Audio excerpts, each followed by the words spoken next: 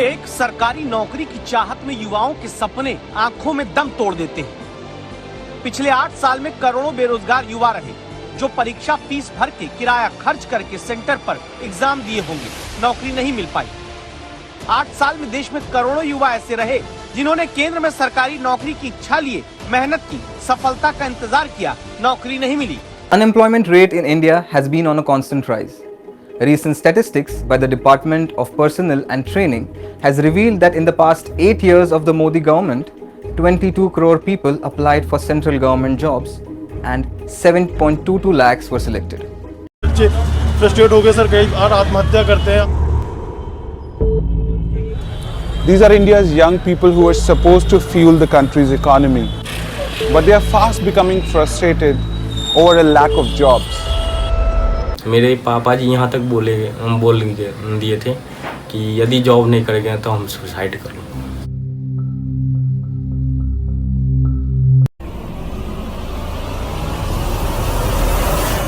India की unemployment rate दिसंबर के महीने में 8.3% बढ़ गई, जो कि नवंबर में सिर्फ 8% थी। ये मैं नहीं कहता हूँ, ये रिपोर्ट CMIE यानी कि centre for monitoring Indian economy ने 1 जनवरी 2023 को रिलीज किया। अर्बन एरियाज में अनएम्प्लॉयमेंट रेट 10.03% तक बढ़ गई, जो कि नवंबर में सिर्फ 8.96 थी। लाइकवाइज रूरल एरियाज में अनएम्प्लॉयमेंट रेट 7.55% तक बढ़ गई, जो कि नवंबर में सिर्फ 7.44 थी। अगर आपको पता होगा, रिसेंटली कांग्रेस पार्टी ने 3500 किलोमीटर की भारत जोड़ो यात्रा स्टार्ट की, जो कि स्टार्ट हो गई कन्याकुमारी से लेकर श्रीनगर तक। इस यात्रा का मेन मोटिव है पब्लिक ओपिनियंस को जानना on the issues such as high prices and unemployment. तो कांग्रेस का most senior leader Rahul Gandhi, जिसने ये यात्रा स्टार्ट की, उसने लोगों के ओपिनियंस को जाना और कुछ ऐसा बोला, इंडिया का जो प्रेजेंट फोकस है ऑन GDP ग्रोथ, इंडिया को इस चीज से हटना चाहिए। India should focus on unemployment and work on the skills of the people. Haryana, Rajasthan, Bihar, Jammu and Kashmir, ये इंडिया में कुछ ऐसी जगह है जहां पे सबसे ज्यादा अनएम्प्लॉयमेंट है।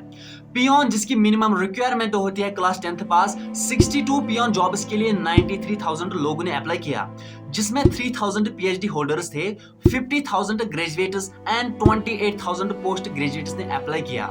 दोस्तों, अनएम्प्लॉयमेंट यानी कि बेरोजगारी जो हमारे देश में है, क्या हर कोई बेरोजगार है? हारिश रियलिटी ये है कि वही लोग ज्यादातर बेरोजगार रहते हैं जो अपने पैशन को फॉलो नहीं करते हैं। पैशन वो चीज है जो आपको सोने नहीं देगा, जो आप अपने दिल से चाहते हो। बहुत सारे लोग दिन रात मेहनत करते हैं उस चीज के पीछे जिसको वो चाहते नहीं है। वो इसीलिए उसको चाहते हैं क्योंकि उनको पैसा चाहिए। At the end of the day जब उनको वो चीजें मिलती नहीं है, वो डिप्रेशन में चले जाते हैं। कुछ लोग तो सुसाइड करते हैं। सपोज एक बच्चे को बचपन से ही बोला जाता है कि आपको इंजीनियर बनना है, डॉक्टर बनना है, पायलट बनना है। जब एक बच्चा और कोई काम करता है, suppose class 10th class 8th का बच्चा और कोई काम करता है, वो आउटसाइड द बुक्स और कुछ करना चाहता है। पेरेंट्स यही बोलते हैं कि अगर पढ़ोगे नहीं, डॉक्टर नहीं बनोगे। उस बच्चे को एक सॉलिड रीजन दिया जाता है कि जब आप डॉक्टर बनोगे आप पैसा कमाओगे, जब आप डॉक्टर बनोगे आप फ्री में इलाज करोगे, आप लोगों का इलाज करोगे। सो वो और किसी प्रोफेशन को वैल्यू नहीं देता है। उसको लगता है कि डॉक्टर ही सबसे बड़ा प्रोफेशन है इस दुनिया में। इसी तरीके से एक बच्चे के माइंड में जब बचपन से डाला जाता है कि आपको एक IAS बनना है, आपको एक IAS ऑफिसर बनना है, उसके सबकॉन्शियस में ये चीजें रिपीट होती है, क्योंकि उसको एक सॉलिड रीजन दिया जाता है। जब आप एक IAS ऑफिसर बनोगे, आप करप्शन को मिटाओगे, आप जस्टिस करोगे, आप पैसा कमाओगे। इसी तरीके से और एक बच्चे को बोला जाता है कि आपको इंजीनियर बनना है। ये चीजें इसके सबकॉन्शियस में रिपीट हो जाती है। उसको लगता है कि जब मैं इंजीनियर बनूंगा, मैं कंस्ट्रक्शंस बनाऊंगा, मैं इंफ्रास्ट्रक्चर, मैं डिफरेंट एरोप्लेन्स बनाऊंगा। उसको लगता है कि मेरे बगैर दुनिया इनकम्प्लीट है। जिस भी बच्चे के माइंड में ये चीजें फोर्सफुली डाली जाती है बचपन से ही, वो अपने पैशन को एक्सप्लोर नहीं कर पाता है, वो अपने पैशन को ढूंढ नहीं पाता है। अगर वो अपने पैशन को पहचान भी लेगा, वो उसको फॉलो नहीं कर पाता है, क्योंकि उसको और कुछ करना है जो उसके माइंड में बिठाया गया है। एज कम्पेयर टू वो बच्चा जिसके पास फ्रीडम होती है, वो डिफरेंट चीजें सीखता है, वो डिफरेंट स्किल्स सीखता है, वो कोडिंग सीखता है, वो ट्रैवलिंग करता है, वो जिम ज्वाइन करता है, अपनी बॉडी पे वो वर्क करता है, and at the end of the day वही सक्सेसफुल हो जाता है। बहुत सारे लोगों से आपने सुना होगा कि जिन लोगों के मार्क्स ज्यादा आते हैं वो अपनी जिंदगी में कुछ बड़ा नहीं कर पाते हैं, क्योंकि उन्होंने सिर्फ एक चीज को पकड़ा है, डेट इज बुक्स। वो इसके अलावा कुछ नहीं कर सकते हैं। सपोज आप एग्जांपल ले लो एक प्राइवेट स्कूल टीचर की, जिसकी salary on an average 8 to 10,000 होती है। वो सिर्फ पढ़ा सकता है, वो उसके बगैर कुछ नहीं कर पाता है। मतलब पूरी जिंदगी उसने पढ़ाई के पीछे लगाई है और सिर्फ वो 8 to 10,000 सैलरी लेता है। इसके पीछे यही रीजन है, उसने सिर्फ एक चीज को पकड़ा है, दैट इज सिर्फ बुक्स। उसको और कोई स्किल नहीं आता है। चलो आपको मैं एक रियल लाइफ एग्जांपल देता हूँ। एक बच्चा था, वो अपने क्लास में इंटेलिजेंट माना जाता था। उसके मार्क्स 100% आते थे क्योंकि वो बहुत ज्यादा मेहनत करता था। तो उसको एक दिन गूगल ने हायर किया, 1 करोड़ पैकेज एनुअली उसको दिया गया। इसी तरीके से उसका और एक क्लासमेट था, वो क्लास में इंटेलिजेंट नहीं था, उसको भी गूगल ने हायर किया, बट उसका जो पैकेज था वो था सिर्फ 5 लाख। वो भी मेहनत करता था कंपनी में, ये भी मेहनत करता था कंपनी में, लेकिन वक्त बढ़ता गया। जिसका पैकेज 1 करोड़ था उसको कोई प्रमोशन नहीं होती थी, बट जिसका पैकेज सिर्फ 5 लाख था उसको प्रमोशन हो गई, प्रमोशन पे प्रमोशन, प्रमोशन पे प्रमोशन। क्यों? क्योंकि उसकी कुछ क्वालिटीज थी। एक तो उसको पब्लिक स्पीकिंग आती थी, दूसरा वो लोगों के साथ इजीली इंटरेक्ट कर पाता था, तीसरा वो चीजों को जल्दी जल्दी सीख पाता था क्योंकि उसका जो माइंड था वो ओपन था। उस बंदे की तरह नहीं जिसको सिर्फ बुक्स पढ़नी आती थी, इसके अलावा उसको कुछ नहीं आता था। तो वो हैरान हो गया, ये क्या हुआ मेरे साथ? उस बंदे को प्रमोशन पे प्रमोशन मिलती है और मुझे कुछ नहीं। रीजन यही है कि वो सिर्फ एक ही काम जानता था। जो वो वाला बंदा था उसको पब्लिक स्पीकिंग आती थी, वो जल्दी जल्दी चीजों को सीखता था, वो लोगों को एंगेज करता था, लोगों के साथ इंटरेक्शन कर पाता था। अगर आप इस रेस में फंस चुके हो, अभी इस रेस से बाहर निकलो, अपने पैशन को फॉलो करो। अगर आप अपने पैशन को फॉलो करोगे, आप कभी भी बेरोजगार नहीं रहोगे, क्योंकि पैशन आपको बेरोजगार रहने नहीं देगा। देखो दोस्तों, इस अनएम्प्लॉयमेंट का जो मतलब है वो ये है कि अगर आप एक वर्किंग एज में आते हो, मीन्स अगर आपकी एज बिटवीन 15 to 59 है, आप काम करना चाहते हो लेकिन आपको काम नहीं मिलता है, फिर आपको बोला जाएगा एक अनएम्प्लॉयड पर्सन। इस अनएम्प्लॉयमेंट निकालने का एक फॉर्मूला है, वो ये है कि total number of unemployed people divide by total number of working force into 100। Total number of work force means वो पर्सन जो काम करता है प्लस वो जो काम करना चाहता है। अगर आपको कोई बोलेगा कि अनएम्प्लॉयमेंट रेट 11% है, मीन्स हर 100 में से 11 लोग बेरोजगार हैं। अनएम्प्लॉयमेंट इंडियन सोसाइटी के लिए एक थ्रेट है। देखो, स्टडीज ये कहती है कि अगर देश का जीडीपी इंक्रीज हो जाएगा तो अनएम्प्लॉयमेंट डिक्रीज हो जाएगा, लेकिन इंडिया में इसका उल्टा हो जाता है। जीडीपी भी इंक्रीज होता है और अनएम्प्लॉयमेंट भी इंक्रीज होता है। इंडिया में 100 से ज्यादा यूनिकॉर्न कंपनीज है। सबसे ज्यादा दुनिया में अमेरिका के पास है, दूसरे नंबर पे चाइना आता है और तीसरे नंबर पे इंडिया आता है।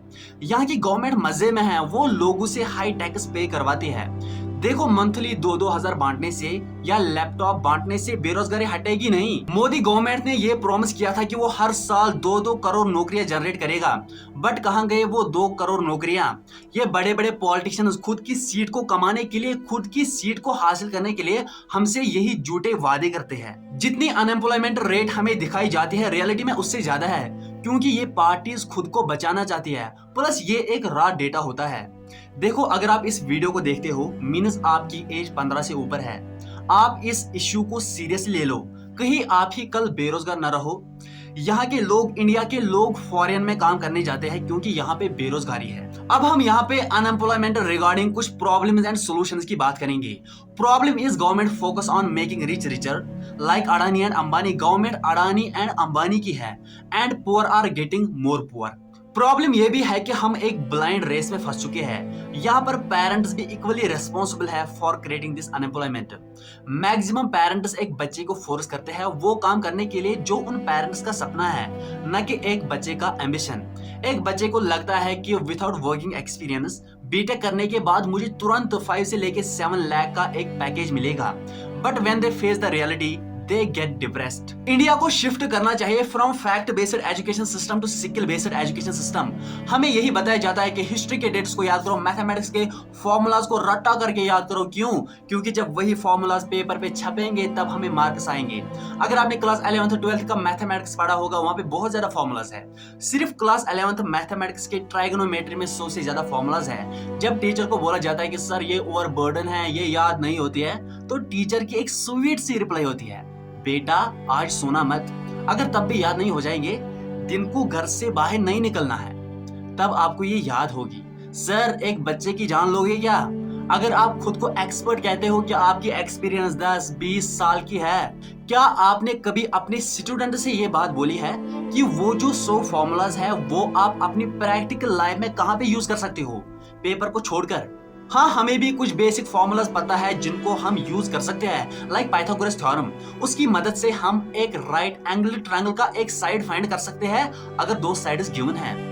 सर, प्लीज हमें ये बताओ ना कि a+b का होल स्क्वायर हम प्रैक्टिकली कहाँ यूज कर सकते हैं, ताकि हमारे अंदर एक क्यूरियोसिटी बढ़ जाए, हम प्रैक्टिकली फॉर्मूलाज को सीखेंगे।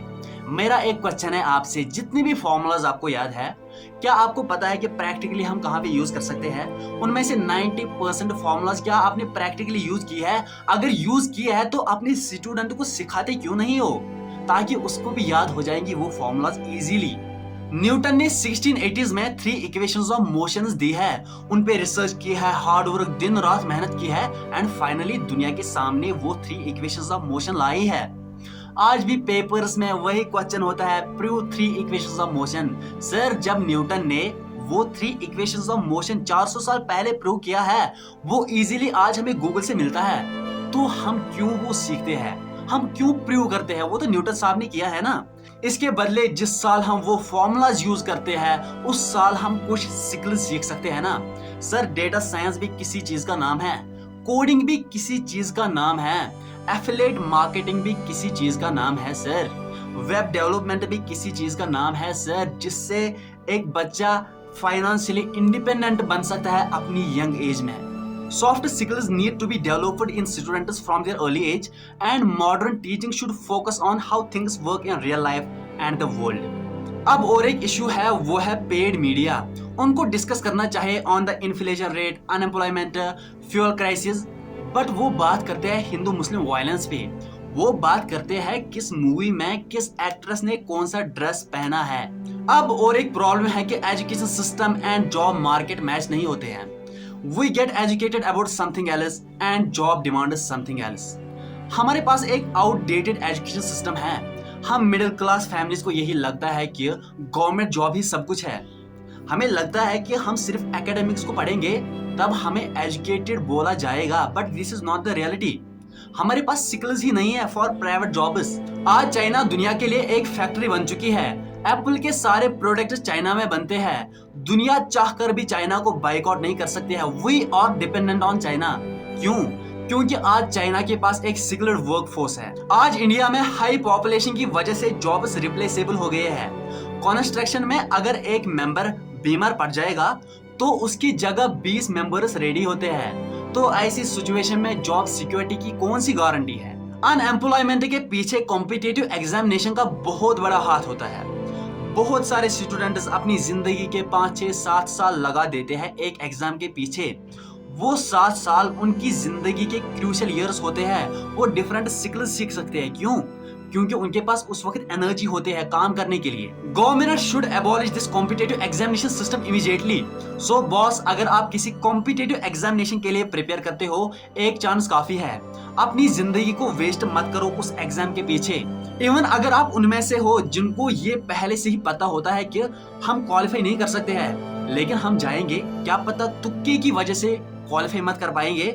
सो बॉस, ये गलती मत करो। डिफरेंट स्किल्स आप सीख सकते हो so that you can be financially independent. अगर हम लोग ह्यूज पॉपुलेशन को अनएम्प्लॉयमेंट का कारण ठहराते हैं, हम ह्यूज पॉपुलेशन का फायदा उठा सकते हैं। We can be manufacturing hub. हम डिफरेंट सिटीज में multiple companies, factories, industries establish कर सकते हैं ताकि लोग वहां पे काम करें।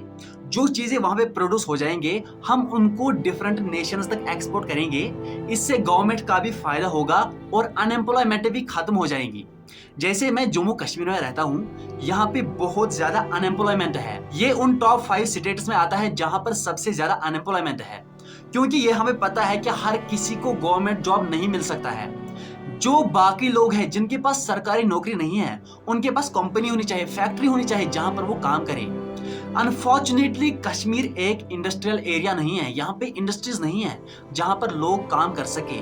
जो लोग कहते हैं विंटर सर्दी बर्फ की वजह से यहाँ पे इंडस्ट्री सर्वाइव नहीं कर पाएंगे, टेक एग्जांपल ऑफ अमेरिका, वहां पे भी सर्दी और बर्फ होती है। दोस्तों, हम मिडिल क्लास फैमिलीज को लगता है कि इस दुनिया में सर्वाइव करने के लिए सिर्फ एक ही ऑप्शन है, वो है सरकारी नौकरी। सो हम अपनी जिंदगी का पैशन एंड क्रिएटिविटी को रखते हैं साइड में और फॉलो करते हैं सरकारी नौकरी को। Please follow your passion. Passion आपको कभी भी बेरोजगार रहने नहीं देगा।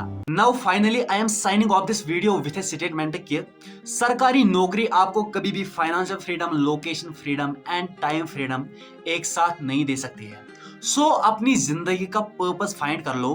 Don't follow the British strategy. इस ब्रिटिश स्ट्रेटजी पे मैंने ऑलरेडी एक वीडियो बनाया है, you can check that in the description of this video. इन वीडियोस को मैं नेक्स्ट लेवल तक लेना चाहता हूं, उसके लिए आपके सपोर्ट की जरूरत है। सपोर्ट करने के लिए आपको एक लाइक करना है, इस वीडियो के नीचे एक कमेंट करना है जिससे मुझे मोटिवेशन मिले, और एक सब्सक्राइब करना है। प्लस इस वीडियो को उन लोगों तक शेयर करना है जिनको इसकी जरूरत है। Let us end this video. Wish you all the very best. मिलते हैं और एक ऐसे इन्फॉर्मेटिव वीडियो में। Till then take care of yourself. Good bye.